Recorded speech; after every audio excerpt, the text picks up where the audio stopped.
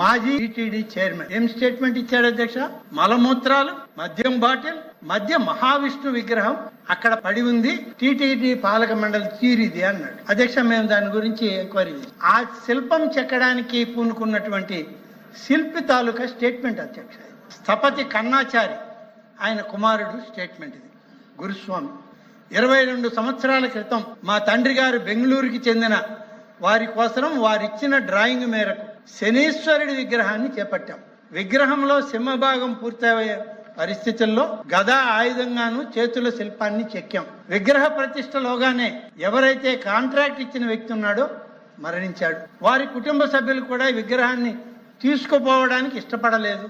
ఇదే సమయంలో మేము కూడా ఆర్థికంగా ఇబ్బందులు పడుతున్నాం కాబట్టి దాన్ని పూర్తి చేయలేక ఆ శనీశ్వర విగ్రహాన్ని యొక్క ముఖ కవలికలను కూడా పూర్తిగా చెక్కలేకపోయాం, శిల్పితనం చూపించలేకపోయాం. 2003 అలిపిరి బాంబు పేలుడు జరగడంతో, అంటే తమకు గుర్తుంటుంది అధ్యక్ష, గౌరవ ప్రస్తుత ముఖ్యమంత్రి, ఆనాటి ముఖ్యమంత్రి శ్రీ నారా చంద్రబాబు నాయుడు గారి మీద జరిగిన దాడి అది అలిపిరిలో జరిగింది. ఆ సందర్భంలో ఆ ప్రాంతంలో ఉన్నటువంటి ఈ శిల్పుల చెక్కడం అనేటువంటి ఆ స్థలాన్ని సెక్యూరిటీ రీజన్స్ లో ఖాళీ చేశారు అధ్యక్ష. ఖాళీ చేసిన తర్వాత చిన్న చిన్న విగ్రహాలు తీసుకుని శిల్పులు వెళ్ళిపోయారు.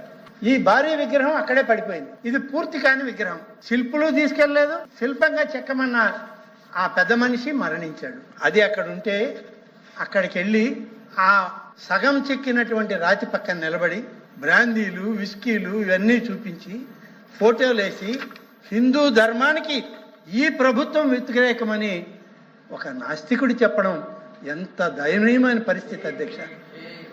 ఒక నాస్తికుడు చెప్పడమా హిందూ ధర్మాన్ని గురించి, సనాతన ధర్మాన్ని గురించి ఆ పెద్ద మనిషి చెప్పడమా అధ్యక్ష? టీటీడీ ప్రతిష్టని ఎవరు దిగజారుస్తున్నారనేటువంటిది టీటీడీ ప్రస్తుత బోర్డు సభ్యులు, భారతీయ జనతా పార్టీ, జనసేన, తెలుగుదేశం, అలాగే ఇతర సంస్థలకు సంబంధించిన ప్రతినిధులందరూ ఇటీవల స్టేట్మెంట్ ఇచ్చారు అధ్యక్ష. ఈయన చేసిన ఈ తప్పుడు ఆరోపణ హిందూ ధర్మాన్ని వ్యతిరేకిస్తున్నటువంటి వాళ్ళందరూ ఇవాళ ఆయన చేసిన వ్యాఖ్యల పట్ల హిందూ ధర్మాన్ని కాపాడండి, సనాతన ధర్మాలకి ఈ ప్రభుత్వం కట్టుబడి ఉంది అనే ఉద్దేశంతో ఆయన మీద పోలీస్ కంప్లైంట్ ఇవ్వడం జరిగింది.